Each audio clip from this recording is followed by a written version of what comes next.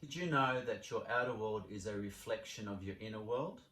You create your very own reality and it happens from the inside out. So if you have problems related to poor health, not being able to get ahead, relationship issues, or just find it hard to break free, then keep listening. Hi, my name is George Pegios, hypnotist and master NLP practitioner at helpmypain.com.au, where we help people with chronic health conditions, chronic pain, as well as anxiety, depression, and issues related to personal, business, and athletic achievements. I was watching a documentary recently on YouTube about DNA and was surprised to learn that we share 50% of our DNA with a banana and almost 99% with a chimpanzee. And I guess what makes the difference is that 1%. What we have different from all the other animals is that what we call the prefrontal cortex, as I've shown here.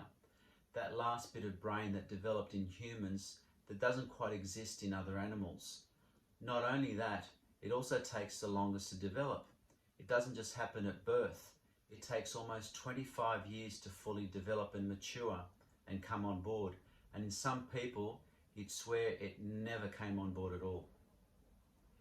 The role of the prefrontal cortex is to provide context to whatever is happening, to what has happened, what is happening, and understand it. And if it's a good thing, to make sure that it can happen again.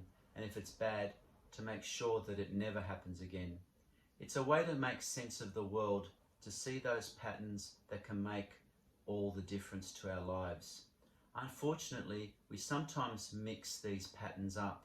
We don't process things properly because as the prefrontal cortex is developing, it is wiring and learning, a lot can happen to us in this crazy mixed up modern world. Things that can be very difficult for a kid to process, so much so that it can create a permanent way in which we process events, and quite often not for the best. Not for your best interests and not for those interests of those around you.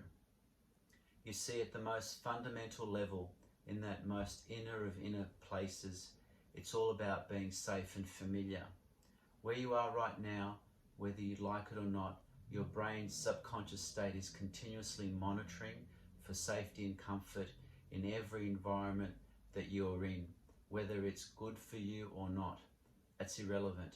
And because of that, we have developed our own set of computer programs that not only run our thoughts and behaviors, but do indeed create how we perceive the outside world and create our very own reality. Now, I don't know if you know the story of the golden Buddha, that big golden statue. Legend has it that a monastery in Thailand 800 or 900 years ago had a huge, magnificent golden Buddha in their temple. Word had it that the Burmese army was closing in, and so to protect their treasure, the monks covered the statue with clay and dirt to make it invisible and blend in. They did such a great job that when the Burmese army went past, killing all the monks, they left the statue untouched. They didn't see it. They had no idea it was there. Because the monks all died, the statue, that golden Buddha, was left untouched for centuries. It was only about 50 years ago, when some renovations were being done to the monastery, that some excavation equipment, which is brought in and removed some of the clay, that a worker noticed something gleaming in the dirt. The soil and clay was soon removed, and the golden Buddha stood once more, beautiful and majestic, as the original creators had originally planned. Now I wonder how many times we allow other people, circumstances, and sometimes our own selves to cover ourselves with dirt, to lose our shine, to become invisible. Sad to say, it happens all the time, and it usually comes down to that internal dialogue, that critical voice we all have inside ourselves. When I ask successful people about this voice, they say that they do have the same internal critic, but the difference is they have a rule. They'll listen to it, they'll analyze it, then they make a decision to act. They do something, they make a move. They don't sit there like a deer in the headlights. They all have a process to deal with that internal critical voice. They may put it in a box or bury it, or put it in a box and then on a boat and watch it sail off over the horizon.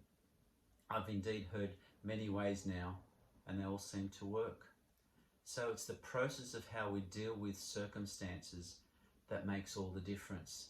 It's how we allow the prefrontal cortex to make sense and deal with what's happened. Remember that luck does happen. There is good luck, there is bad luck, but on the whole, luck is neutral. It's how we process the situation and what action we take that does make all the difference. The good news is that strategic hypnotherapy can identify those patterns of thinking, those patterns which may not serve you well for where you are right now. We can, with your permission of course, put in new software that will help you deal with that critical inner voice effectively, to learn from past experiences, move on, take control, be effective. If you would like to learn more about how strategic hypnotherapy can help you or someone you know, then feel free to contact me through my website helpmypain.com.au or through Facebook. Thank you so much for listening, and as I say, hypnosis isn't magic, but there sure is something magical about it. Thank you.